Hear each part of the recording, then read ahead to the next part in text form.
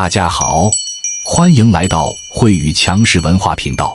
在这里，我们将一起穿透人性，掌握财富密码，解读情感真相，颠覆你的认知边界，与您一同成长。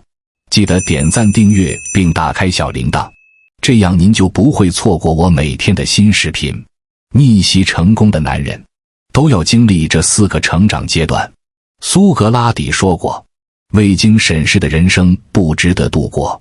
这句话很有道理，我们不能浑浑噩噩地过日子，要经常反思自己的人生，思考人生的意义和价值，只有这样才能不断进步，实现自我提升。有些人总是感到困惑和迷茫，不知道自己的人生方向在哪里，这是因为他们没有把一些问题想透彻。很多事情都需要深入思考，才能找到答案。如果有些问题一直困扰着你，那么你的人生就会停滞不前，无法取得更大的成就。慧宇我总结了一个真正成功的男人，一定会经历4个成长阶段，分别是妥协、王八、爆发、野狗、看淡、大象、掌控、天龙。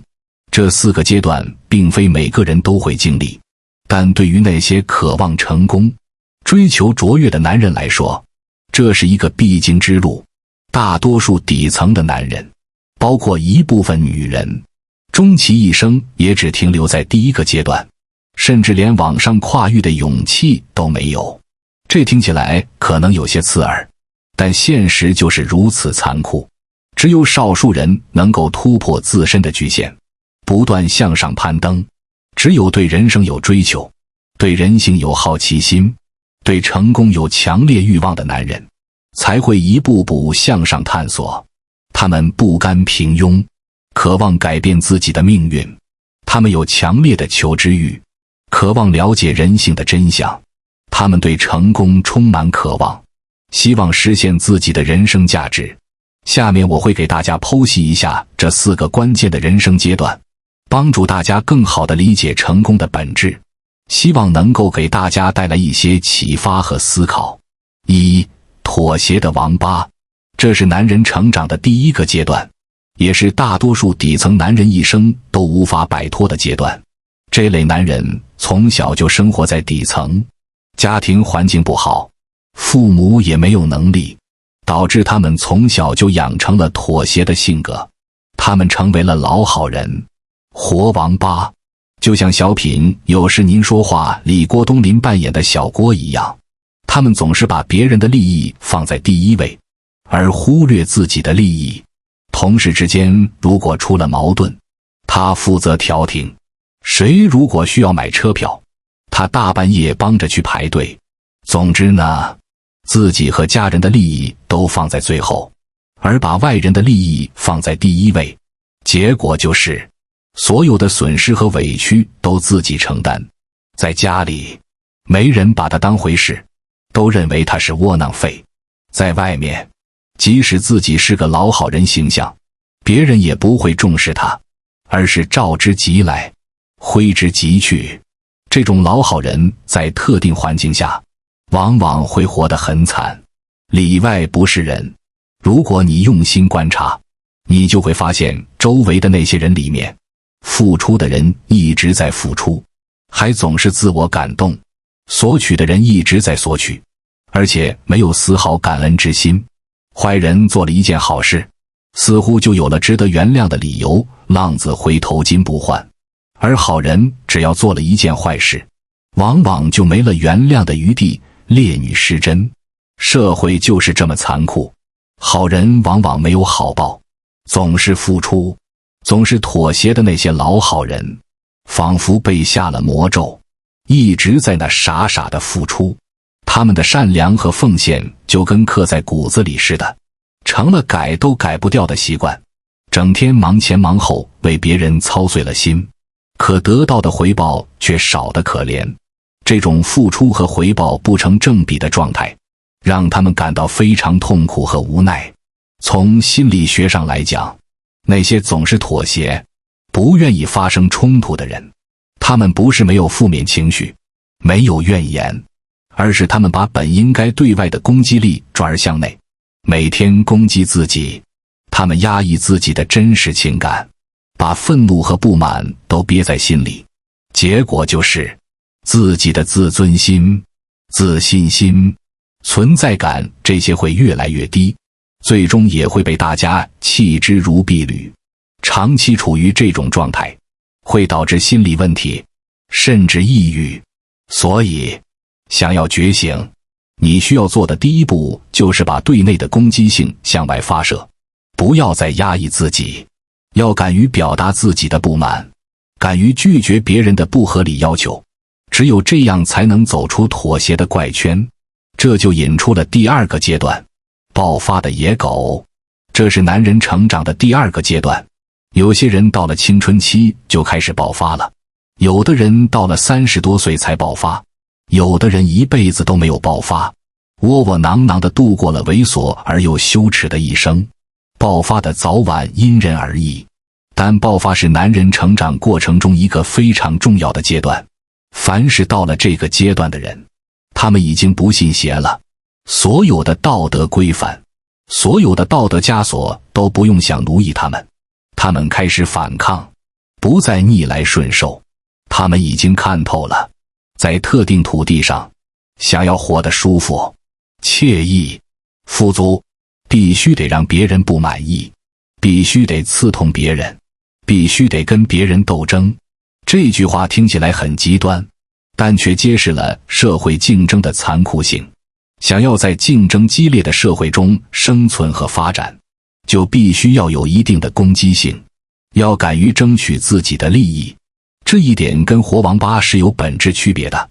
活王八是生怕别人对自己不满意，总是想讨好别人，而爆发的野狗呢，他们绝对不会任由别人打压自己，吸自己的血。他们开始维护自己的权益，不再忍气吞声。只要你不让我舒服，我也会以牙还牙回报你，打击你，刺痛你。他们不再害怕冲突，甚至主动制造冲突，甚至他们会养成一种习惯，无论在任何人际关系里，必须得让别人产生一些不满的情绪，因为只有对方不满了，才证明自己没有吃亏，才证明自己的利益没有受损。这种想法有些极端，但也反映了他们在人际关系中的一种自我保护机制。因为在特定的土地上，人均资源极其稀缺，永远都不会公平公正，双方都满意。资源是有限的，你不争就会被别人抢走。如果别人对你很满意，那么说明你肯定是在吃亏。别人对你的每一次表扬，本质上都是在收割你。赞扬往往是一种糖衣炮弹，背后可能隐藏着某种目的。如果朋友说你够义气，那么你一定是把自己的时间、金钱、精力都拱手相让了。义气往往是以牺牲自己的利益为代价的。别人说你小气、小心眼，那说明他们在你这里没占到便宜。小气、小心眼，有时候反而是对自己的一种保护。对待家人、亲戚也是如此。如果他们骂你是六亲不认的白眼狼，那我要恭喜你，你已经脱离了那个粪坑，他们再也无法控制你，吸你的血了。家庭和亲情有时候也会成为束缚，阻碍你前进的脚步。到达了这个阶段的男人，可能人缘不会太好，因为他们太过于容易得罪人，但优点是自己内心的那股负能量再也不会攻击自己了，而是全部都发泄出去。他们不再压抑自己的情绪，而是选择直接表达出来。这样的人很少会有抑郁情绪。爆发的野狗虽然攻击性很强，容易得罪人，但这是他们成长过程中必经的一个阶段。只有经历过爆发，才能更好地认识自己，认识社会，为下一个阶段的成长打下基础。3. 看淡的大象。这是男人成长的第3个阶段。爆发的野狗到处得罪人，到处树敌，经历各种人情冷暖，尔虞我诈。时间长了之后，可能会发现自己的攻击性慢慢消失了。攻击性的消失，并不意味着他们又变成了老好人，而是说，他们看透了人性的本质，看透了运行的规律。他们不再需要用攻击性来保护自己，因为他们已经足够强大，可以从容应对各种挑战。这时候，自己就像一头温顺而又强大的大象，很少有场合值得自己爆发。大象外表温顺，但内心强大，拥有强大的力量，可以保护自己和家人。举个例子，现在还是春节假期，活王八回家之后就要接受父母和亲戚的重锤，委顿不堪。他们面对父母和亲戚的指责和批评，毫无还手之力。野狗回老家之后可以到处乱咬，一点就炸毛，谁都不敢冒犯它。他们用攻击性来保护自己，避免受到伤害。而看淡的大象呢？他们早就预料父母和亲戚都会呈现出什么样的嘴脸，所以他们对待任何外界的声音都会表现得风轻云淡。他们内心平静，不会被外界的声音所影响。本质上，他们根本就没有把老家的人当成同等智商的人类来看待。这听起来有些傲慢，但也反映了他们对人性的深刻洞察，因为他们非常清楚，跟这群家伙没有任何交流的必要。无论谈论任何话题，对方都会把自己拉低到他们的层次，然后就是群起而攻之。他们明白，跟认知水平不在同一层次的人交流，是对自己时间的浪费。所以，到达这个阶段的男人，内心已经没有太多情绪了，也不会有太多波澜。他们情绪稳定，不会轻易被外界事物所影响。这时候，才能真正思考一些事情，规划一些事情。而且，无论是思考还是做事，自己的效率都会非常高。他们可以冷静思考，理性分析问题，做出更明智的决策。之所以能实现这一点，是因为自己战胜了很多心魔，修复了很多内在的创伤。他们克服了内心的恐惧和焦虑，摆脱了过去的阴影。说得简单一点，自己把自己治愈了。他们实现了自我疗愈，内心变得更加强大和成熟。走到这个阶段的人是幸运的，他们内心感受到的平静和安宁，是前两个阶段的人无论如何也无法实现的。这种平静和安宁是内心强大的体现，是经历过风雨后的淡然。当然，这个阶段也有它的局限性，那就是对外界没有掌控感。看淡的大象虽然内心强大，但他们对外界的影响力有限，他们更多的是独善其身，而缺乏改变世界的能力。4. 掌控的天龙，这是男人成长的最高阶段，也是最难达到的阶段。做人的最高阶段，就是能掌控别人，能调动外界的资源为我所用。掌控不仅仅是权力，更是一种智慧和能力。帝王术就是研究这个阶段的生存哲学。帝王术并非只当皇帝的技巧，而是一种掌控能力，一种掌控局势、驾驭人心的智慧。几乎所有的企业家和帝王，他们既不是发疯的野狗，也不是看淡的大象，而是多变的天龙。天龙可以根据不同的环境和对象，灵活变换自己的姿态和策略。他们对外所展示出来的状态，对外投射出来的能量，都是有自己的目的。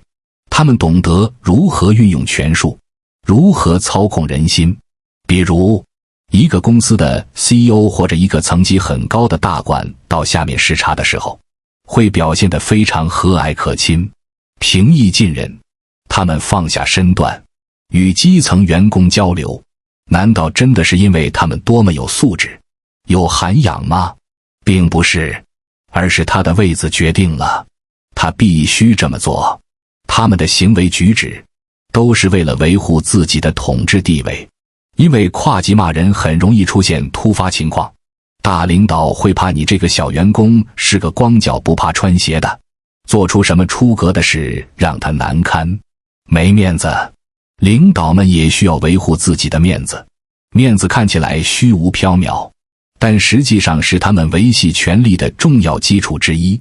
面子是权力的象征，也是维护权力的一种手段。反过来讲，如果一个大老板在公开场合批评训斥公司里的高管，你也不要天真的以为老板真发脾气了，或者以为他真的对那个高管不满意。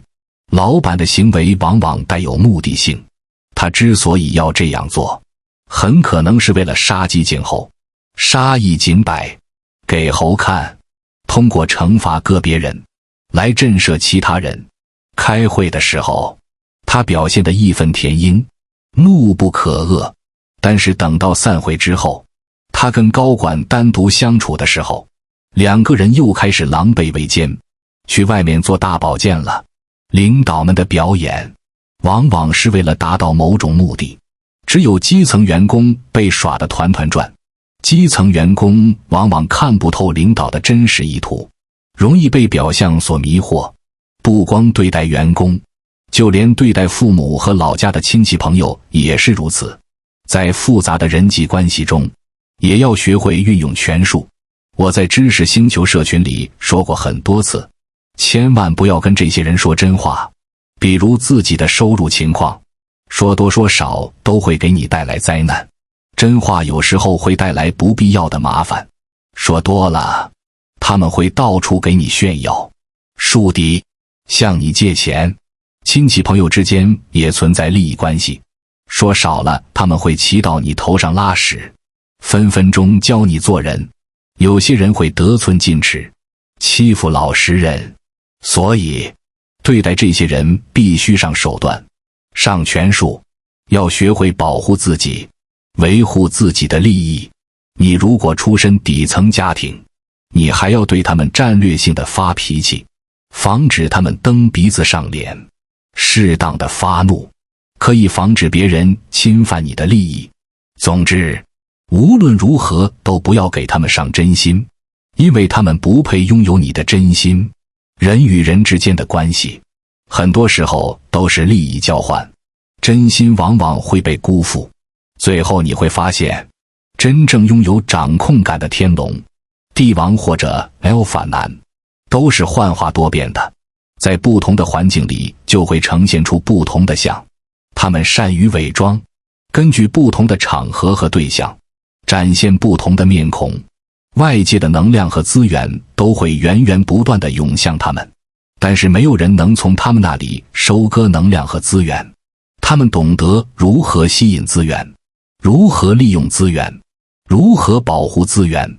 掌控的天龙是男人成长的最高境界，也是最理想的状态。但要达到这个阶段，需要付出巨大的努力和智慧。这4个阶段不是直线递进，可能你30岁还是王八，40岁才变野狗，也可能你跳着来。但核心是，每阶段都在逼你升级。王八不醒悟就被人踩死，野狗不收敛就把自己玩崩，大象不谋局就只能独善其身，天龙不灵活就保不住地位。我见过太多男人卡在第1关，连挣扎的念头都没有，也见过狠人从底层硬生生爬到顶端。区别在哪？在于他们敢想敢干，敢跟自己较真。我认识个朋友，老家穷，爹妈吸血鬼。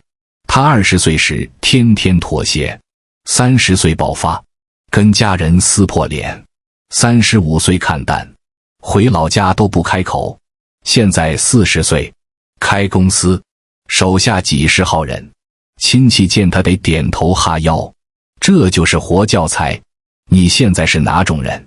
王八、野狗、大象，还是天龙？别急着回答，回头想想这几年，你是给人当垫脚石，还是学会反击了？是看透了人情冷暖，还是开始玩手段了？成长不是等来的，是打出来的。我做这个视频，不是让你感动，是让你清醒。人生不审视，就不值得过。这话开头说了，现在再说一遍。你不信，去试试混日子，看看最后剩什么。欢迎在下面留言，你觉得自己卡在哪？经历过啥？怎么翻身的？咱们聊聊，看看谁能给谁启发。